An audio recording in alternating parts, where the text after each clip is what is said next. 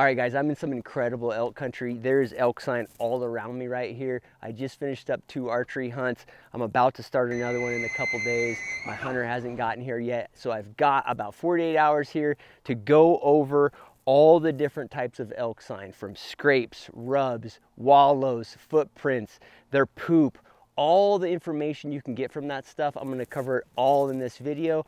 And most importantly, I'm gonna show you what's important. There are a lot of different chunks of sign that guys focus on, depending on the time of year, depending on the topography, depending on what the elk are doing, that may matter a lot or may matter not at all. And that's where the real value is. Know what sign you're looking for, and when you see certain types of sign, is that meaningful to your hunt strategy, to your tactics? That's what's important. That's what we're gonna cover. Let's dive right into it. Guys, I've been using onX Maps for almost 2 decades now, hunting, guiding, outfitting. It is the gold standard tool when it comes to mapping software in the hunting world. They've been a huge supporter of my content for multiple years. So if you want to support me and you want to support them, use my code CliffG for 20% off at onxmaps.com. It is an awesome tool that I use all the time when I'm preparing for hunts, and I use it almost every single day in the field. For navigation, knowing unit boundaries, knowing private land boundaries, it is the tool you have to have. All right, guys, let's talk tracks. I got a bull foot for you, a cow foot here. We're gonna get into the actual measurements so there's no bullshit. And then I'll show you how in the field without a measuring tape, I can tell via the width of the track if it's a bull or it's a cow or it's a calf. So when you're looking at tracks, what you're gonna find, particularly on cows and then a little bit less so on bulls, just depending on the pace, you're gonna notice that a lot of times they overlap. And so anytime you see elk tracks, you're gonna see the front track, and then if there's overlapping, the track over the other one is gonna be the back track. You can use this to ID the sex of the animal. It doesn't have to be overlapping, but it makes this a little bit easier. When this comes in handy, because I'm gonna cover the width, and generally there is a width difference between cows and bulls, between mature cows and mature bulls. But when you're comparing mature cows to small bulls, you know, little raghorn bulls, 2.5-year-old bulls, they're pretty darn close. So the trick you want to use is the fact that there's a relative difference between the front foot and the rear foot between the sexes. This is a bull front. This is a bull back. You can see that there's a significant difference between those two hoof sizes. The reason that is that bulls, once they're no longer calves, they start to have more of their body weight in their front end. And because of that, they have larger hoofs on the front end versus their rear end. So there's gonna be a pretty big relative difference. Now, when you look at a cow, here's a front off a cow, here's the rear off the same cow, you can see there's not that much difference. There is a slight little width difference, but not near as much difference. And the reason is their body weight is much more equally distributed front to back. So they don't have that big difference. So when you see a front hoof and a back hoof and there's quite a bit of difference, it's usually a bull.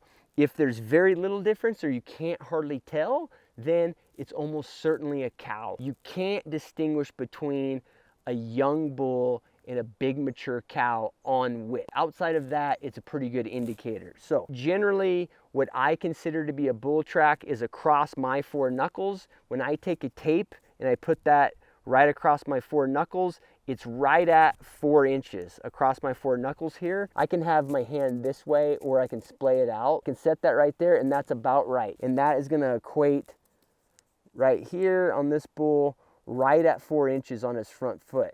It's a little bit under 4 inches, but when he puts his body weight, it's gonna splay out. If he's moving really fast, it'll splay out more and it'll be wider, but just at normal pace, it's gonna splay out, and this bull is just, you know, probably 4 1/8, right? So that's a good indicator across my wrist.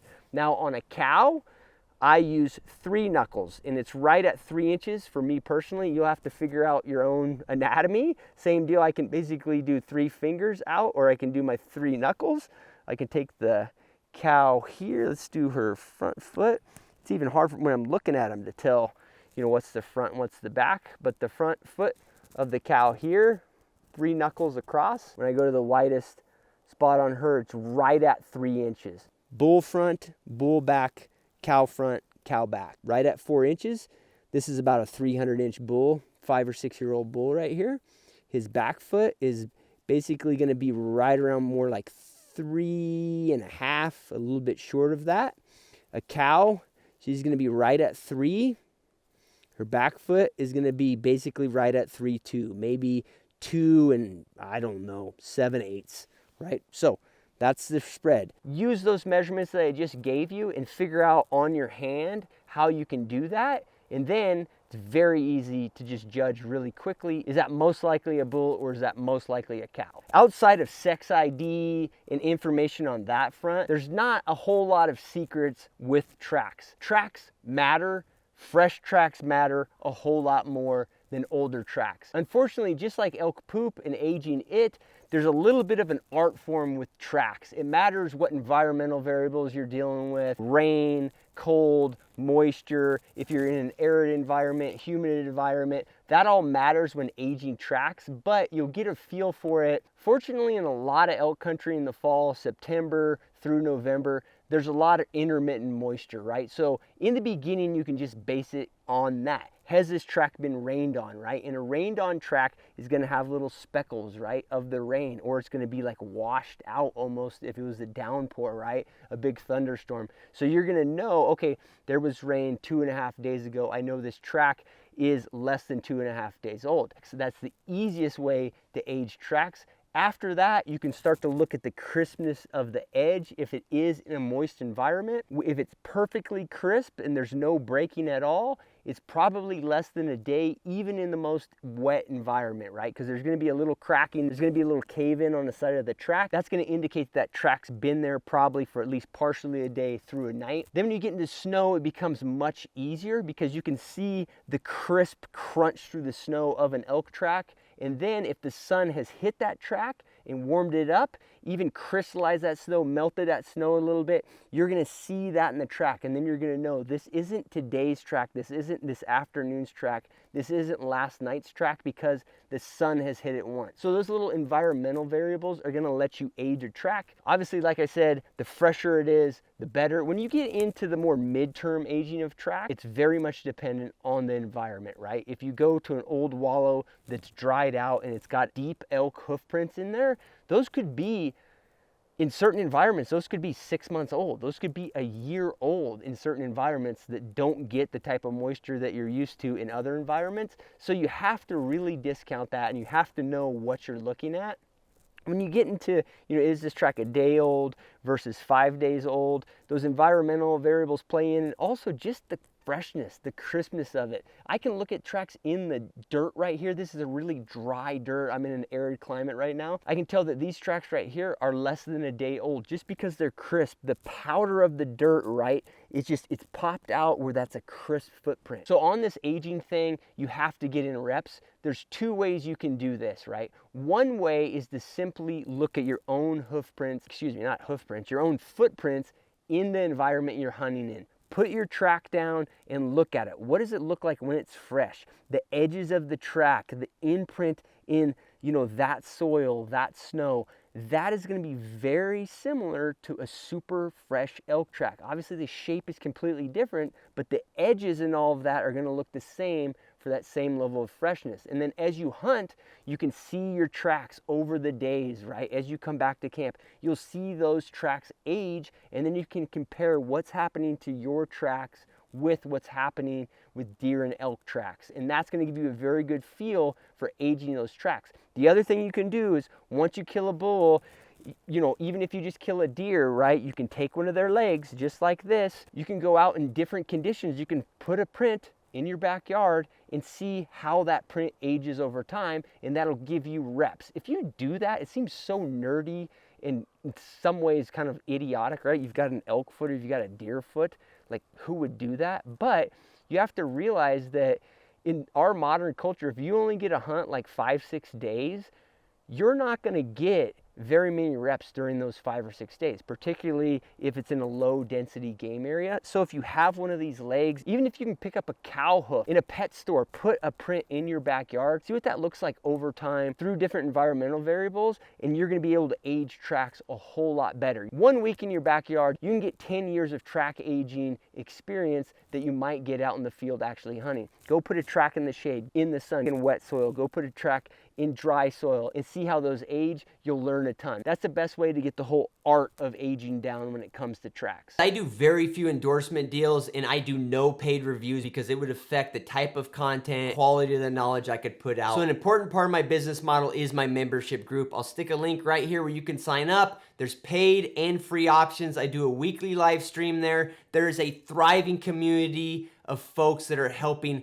everybody become a better outdoorsman. It doesn't matter if you're a beginner or if you're an expert, there's something there for you. Go join, guys. It helps me out a ton. It's the way to support this content and to support me. I'll see you there.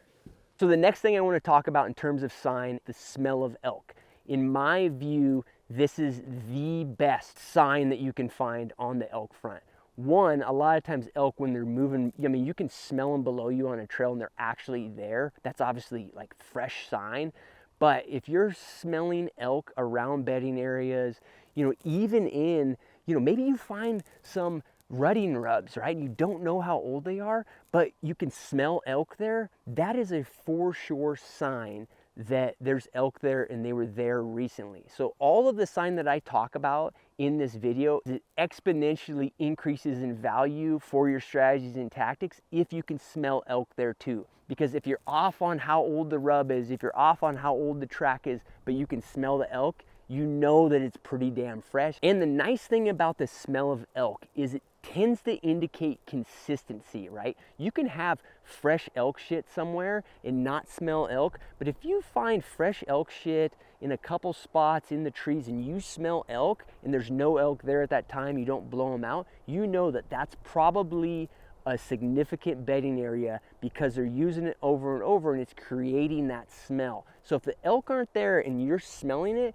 it tends to indicate consistency, right? Because it takes a while, even though elk smell, you know, pretty pungent, particularly during the rut, it takes a while for that smell to build up if they're not there on the sign right there. So if you're smelling that, consider that sign exponentially more valuable because there's consistency behind it and freshness. All right, guys, so let's talk about wallows. So the thing about wallows is they've got to be fresh, period, to be valuable, right? There will be historical wallows in whatever area you're in, and elk will come back to them year to year. But if they're not using them right at that time, they may not be back there for 2 weeks. They may never come back for the rest of the season, right? Generally, elk are hitting wallows really hard during the rut, the buildup into the rut, you know, into mid-October. You know, they've got a heavy hide during that period of time. So even post-rut a little bit, if it's warm and dry in the area you're in, elk will go to those wallows, bulls will go to those wallows.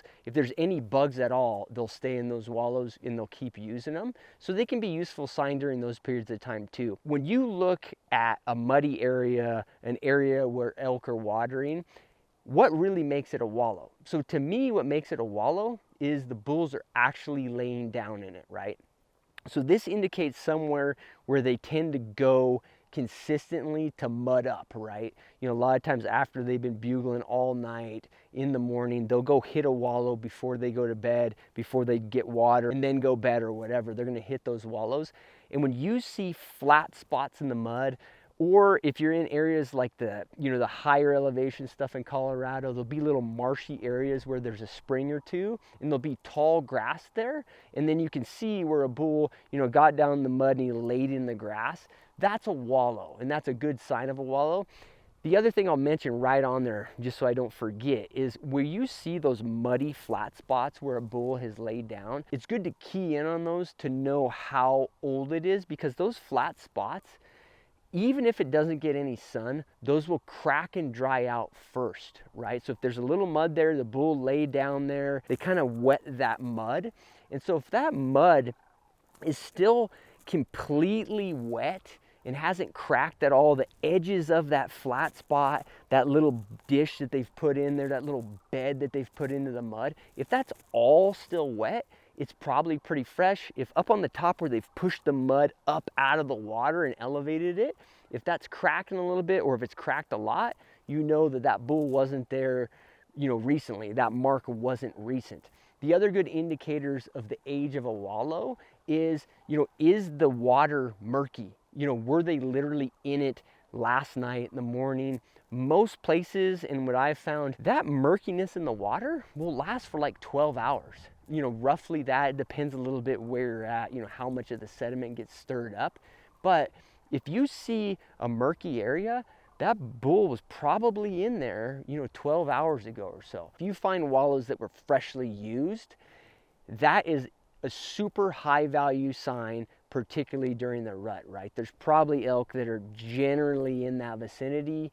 The sign is fresh. If you find one that hasn't been used recently, all the sign is old, that's still very valuable sign, just not valuable right now in the moment. It's good to catalog that stuff, because for sure elk year to year are really consistent where they go back to wallow. And it can depend a lot on, you know, the feed around there. Was it a wet year? Was it a dry year? You know, really wet years, they may not use that wallow because there's other ones they prefer, but in a dry year, that's the only wallow they use. So now you have that information. It really relates to this video right here, why 5% of the hunters kill 95% of the bulls. That cataloging of knowledge over the years. Wallows is a huge one on that front. Rubs and scrapes. This is probably the one with the most misunderstanding around it. And the reason is it's kind of complicated. It matters when you're seeing these rubs. It matters where you're seeing these rubs. Are you seeing them in the timber? Are you seeing them in the open? All of that matters. And then it matters what part of the season you're seeing them. The other big one is you gotta know how to tell how old a rub is. And they are the hardest thing to tell in terms of when they occurred. They happen on different trees. A lot of times they're on small cedars. Sometimes they're on these small ponderosas. I've seen them on larches. I've seen them on spruces. They'll do it on any type of tree. And because of that, the sign, you know, what they look like and how old they are varies a lot. But I'll show you a couple little tricks that'll help you decide whether or not that rub is fresh. Now, scrapes I can be pretty brief on. Usually they're around rubs where these bulls are scraping the ground. They do them when they're rutting real hard. You'll see them beating the shit out of a cedar bush and they'll be scraping there. Or you'll see more kind of traditional scrapes, more akin to like a whitetail scrape. You'll see them around bedding areas sometimes. Elk don't use scrapes, in my opinion, as much as whitetail do on the territorial side of things. The way I view scrapes with elk is I just view them as another element of the rub. You pretty much see them in the same area. They do give you a good idea because you can look at them. The dirt is roughed up. You know, if it's rained or not, you can get a good idea how old they are, so that's helpful. But I don't differentiate them in terms of sign from rubs because they generally tell us the same thing. So that's my take on it. There is a big difference there if you're used to looking at scrapes from other species. Folks that focus on scrapes on other animals, they tend to overvalue them in the elk woods because of that. Elk are just more nomadic. So I just throw them, I categorize them with rubs, and then I go from there. All right, so the first thing on rubs. Rubs are where a bull has rubbed on a tree, torn off the bark, torn off the cambium, gotten to the core of the wood of the tree, right? Gotten all that bark away. You can see this rub right here is starting to heal up a little bit. There's a little sap on it. And they do that different times during the year. They do it when they're shedding velvet. And a lot of times that's going to be up in the alpine, up in their summer country. They're going to shed velvet and they're going to rub during that period of time. Sometimes you even see little chunks of velvet where they've rubbed off. And then as they get into this time of year, we're in the middle of September, you start to see a lot of rubs that are due to rutting activity. So you're going to see them out in the open where they're actually rutting. You know, if I'm observing right now, you know, a big herd of elk, there's a herd bull and there's several different satellite bulls. All those bulls might be putting rubs down in the general vicinity and they'll move as they go. The other place you're going to see rubs is you'll see them where bulls bed. So where they go to bed, they'll get up, they'll rub a little bit, particularly during the rut. But I've seen them do it other times of the year too. They're just rubbing them, you know, it's almost like they're itching, right? So you'll see that a lot in those different locations. Now, before we dive into what each one of those locations mean and calculate how much that really is of value when we're talking about tactics and strategy, we have to talk about age in these things. I believe that the number one mistake people make when we're talking about elk sign is their inability to age rubs. The reality is they're not that hard to age, but you have to know some factors, right? So one, there's the healing process of the tree. The first thing you have to understand is that very resinous trees, like a ponderosa pine, they're gonna sap up really quickly. So if you see a ponderosa pine like this that doesn't have a lot of built up sap yet, it's probably pretty fresh. It's probably for sure from this season. If you have big gobulets of sap all over the rub, anywhere where the bull, knocked off that bark, it's all sapped up, the sap is cloudy, that's gonna indicate that the rub was at least a month old, 2 or 3 months old maybe, depending on when you're hunting. If you're into the rifle seasons, it's very well that rub might have been back when the bull pulled his velvet off, right? It could also very well mean that the rub is over a year old. It's actually from the previous season. You see that a lot, and they'll still have a little light color here depending on the type of tree. Ponderosas are like that. A lot of times guys think that it's this year's rub, but it's actually the last year's rub. So one of the key things that you can do is take your knife out and mimic the rub, the bull's antler rubbing on an unrubbed part of the tree. Do that, and it's pretty hard. You'd be amazed, like you realize, man, these bulls are using a lot of energy to put these rubs down. But rub that with your knife and get through the cambium layer to the exact same point where that bull did with his antlers, and then compare the color. On a ponderosa, if there's no sap yet and that color variation is non-existent, like you can barely tell where you just put the rub and where the bull's rub is, that rub is very fresh. Like it's probably within 2, 3, 4 days fresh, because ponderosas, because they're so resinous, they get a little speckling of sap within 3 or 4 days. So that's a very good indicator for you. When you get to some of these other trees that don't sap up as much, you gotta depend on that relative difference even more, right? You're taking that knife out and you're just going in and use the back spine of your knife, and you're gonna recreate what that bull did, right? You're gonna do that, and you're gonna see, once you get to the same depth, you're gonna see the difference in color on the non-resinous species. That's even more important, particularly on like the short term. Is this rub, 2, 3 days old, or is it 2 weeks old, right? In certain situations that matters, and the best way to do that is just relative color. You can actually use the sharp side of your knife too and just get down into that same level of cambium.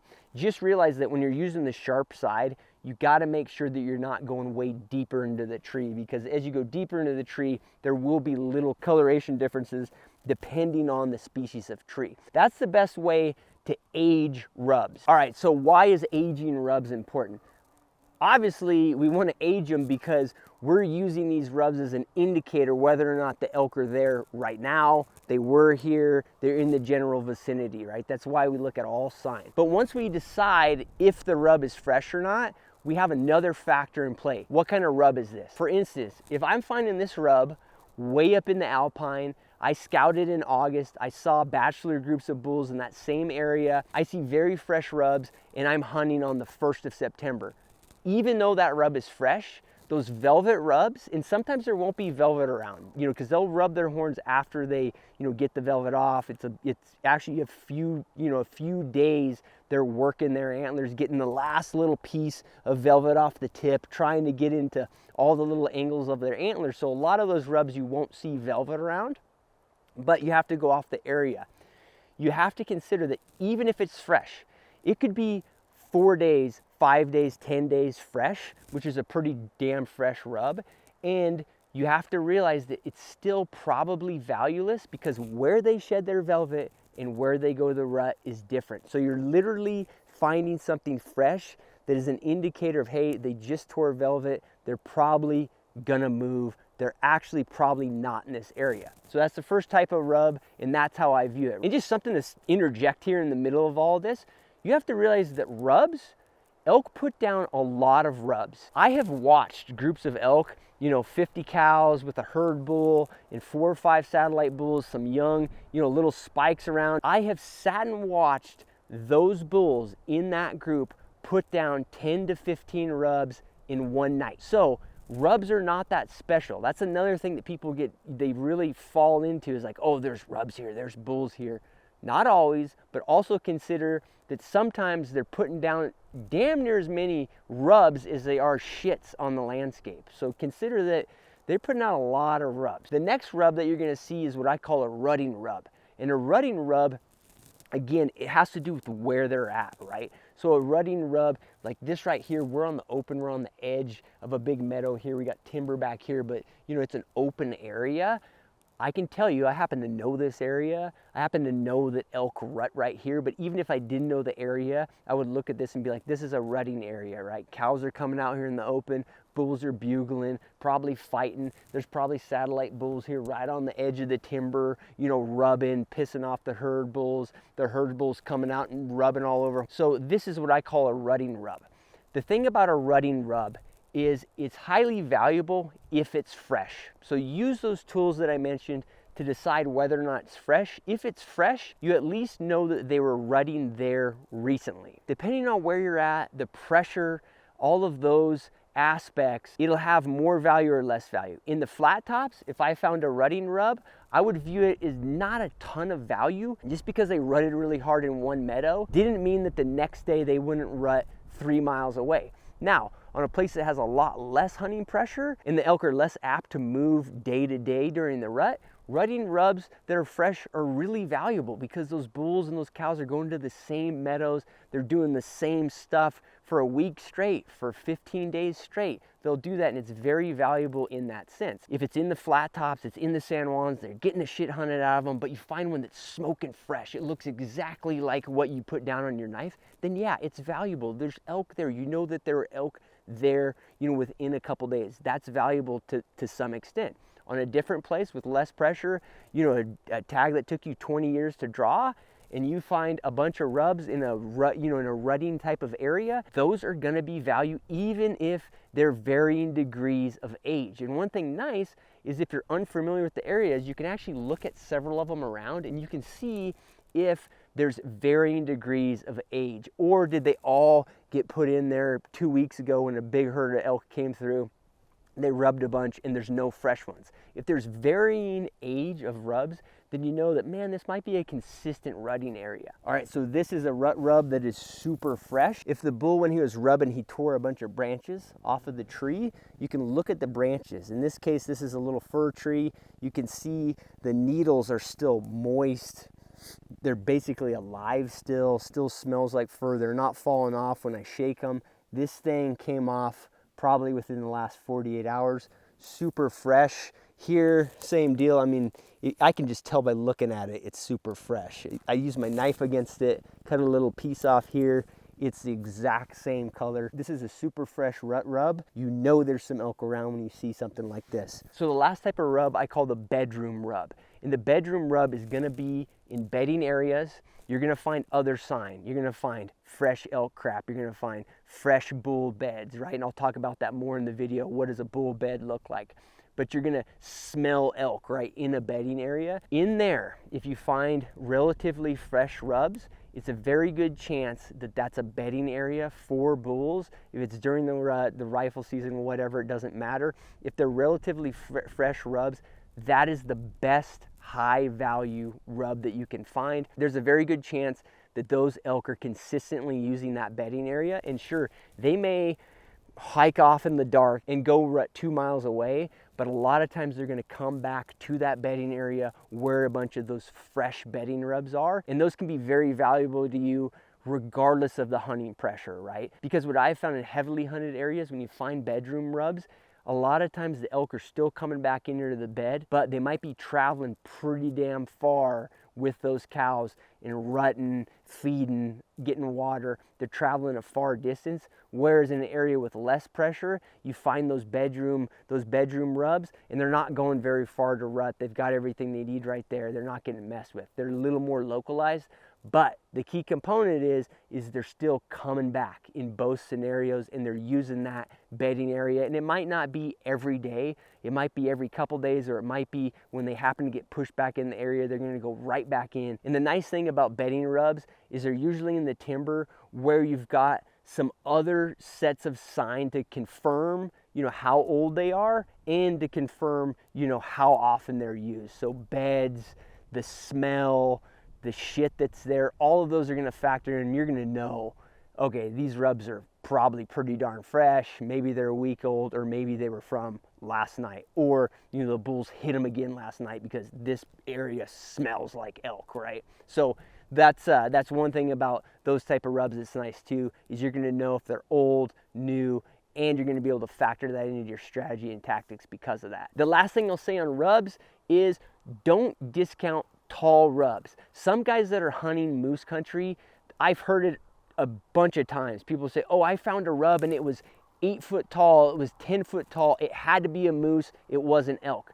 That is untrue. A lot of bulls can rub up at 8.5, 9 feet, up to 10 feet. Big bulls, you know, mid 300-inch bulls can get up that high. So just consider that. Don't discount tall rubs. A lot of times elk will get way up high and rub up, way up high in trees. There's a bunch of them around here, so don't discount that. That's a big mistake that I've seen guys make. Cliff's Hunter, I created this knife from iteration in the field. It has been modified and perfected for the backcountry use case. It is my belief that in terms of all-around knives, this is the last knife that an elk hunter, mule deer hunter, sheep hunter, goat hunter will need to buy. Go check it out on my website, pursuitwithcliff.com. In the top right, click shop, then Cliff's Hunter. All the details are there. All right, guys, so beds. Beds are pretty straightforward. Again, I'm going to talk about smelling the elk. Beds are highly relevant, and the best way to age a bedding area is if you smell elk. If you smell elk, it means that they consistently use it and it's fairly fresh. So you knock off those two variables, and that's what makes sign useful. It has to be consistent in the sense that hopefully they've been there more than once to put that sign down more than once. So there's consistency there. You're more likely to run into them if you're hanging around there. And then also timing, right? The freshness of the beds. If you know they're fresh because of that smell, then you know that the elk are in the vicinity. You can focus on that area. That's the deadly combination on all this sign, is knowing that it's consistent, it's part of a pattern, and that it's fresh. With beds, the smell is what really does that. If it's in grass or it's in moist area, you can tell just by how that moisture is dissipated. If it's dried out, if the grass has started to pop up again, it's a little bit older bed. If it's smashed down,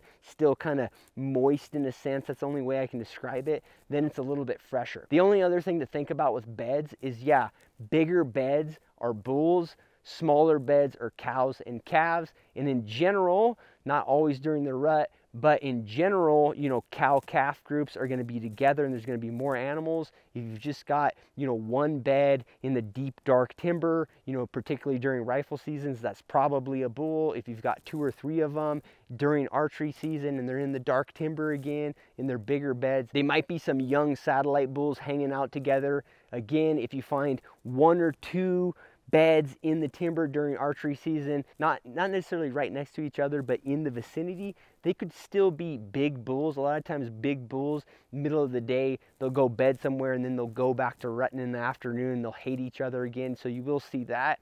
Those are all dynamics of bedding. The telltale sign in beds, if you find them when they're smoking fresh and they've been peed in, all these elk, they're kind of gross in a sense that when they're bedded down, a lot of times they just pee there. Bulls, because just where their pecker is in the middle of their body, they pee in the middle of the bed, where the cows pee and poop on the end of the bed. So that's beds. All right, guys, elk. What the heck? All right, guys, elk crap. So I'm going to talk about a few things. The first thing that people want to talk about a lot of the time is aging the crap.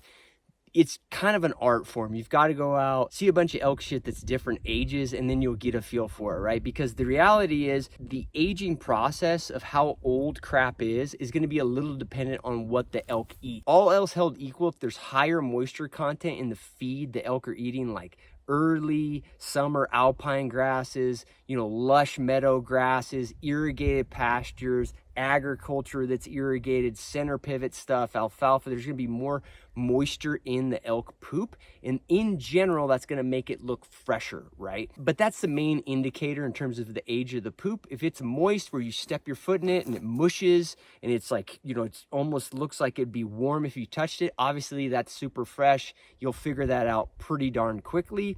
Now, if it's crunchy, but there's still some moisture in it, you know that it's not that old, you'll get a feel for that. You just got to look at, multiple indicators. An obvious sign of freshness outside of that moisture content, that it smushes and it's green, is it'll smell and it'll be shiny. If you have mushy poop, it's shiny and it smells, it's super fresh, like it's today, regardless of the moisture content. If you push on it, those are the variables that are telling you that it's a day, day and a half old max, right? So outside of that, it's an art form you just got to figure out.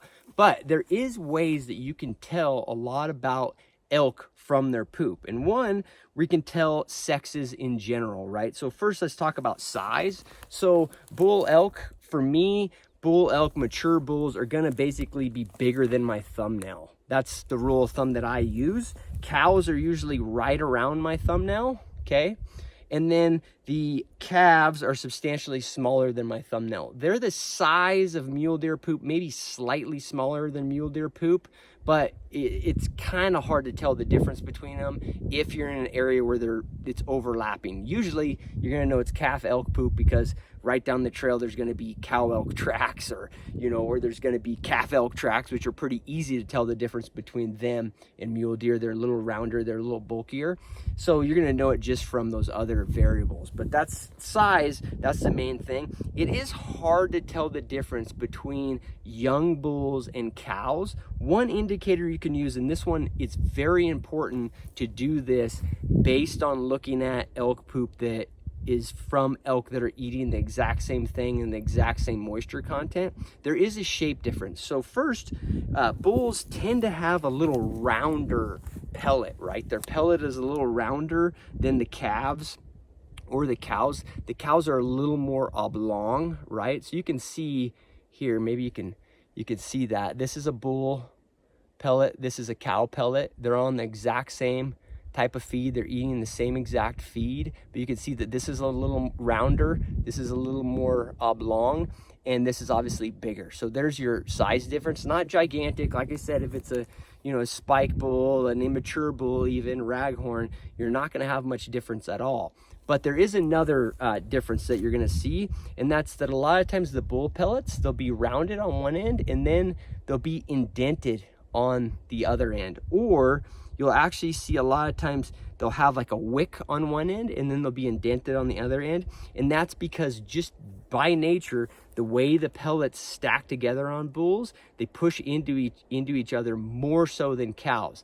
Now, having said that, that variable changes with moisture content of the crap. So if you're comparing, a cow that's eating moister feed than a bull, then the cow's pellets are going to have more of that indentation and they're going to look like a bull pellet. But if you're holding all the variables the same, which is if you're looking at a herd of elk, in the same freshness in the same area, they're eating the same moisture content feed, then this is a good indicator, because like a cow is going to have a wick on one end, round on the other end, for the most part. A lot of times a wick on both ends. Calves almost always have wicks on both ends. So wick there, and then bulls almost always will have a bunch of pellets that have indentions on one end. They might have a wick on the other end. This bull in particular, he didn't have any wicks. He just had a round top or a flat top, and then indentions on quite a few of the pellets. So, round indention on that end there. Here you can see the indention really good. So a little dimple, and then, here's a wick. So a little wick and then a dimple, that's usually a bull. So those are the indicators on the shape and size of the actual pellets. Boom, elk poop for you. All right, guys, so that's all I got for you. We covered it all in depth. Lots of pictures in here. Go watch this video again, ingrain it in your brain, and try to get out there and get reps on this. Now that you've gone through this video, you know all the different types of sign. You know the framework that I use to age sign, to look at sign, to think about how useful it is for my hunt. Now that you know that framework, go out and get reps in the field. It'll help you out a ton. If you got value from this video, do me a huge favor, like it and subscribe to the channel. I'm gonna send you off with this video right here, how I stalk elk. There's a framework in that video that I use on every stock, archery or rifle. Go check it out. I'll talk to you guys later.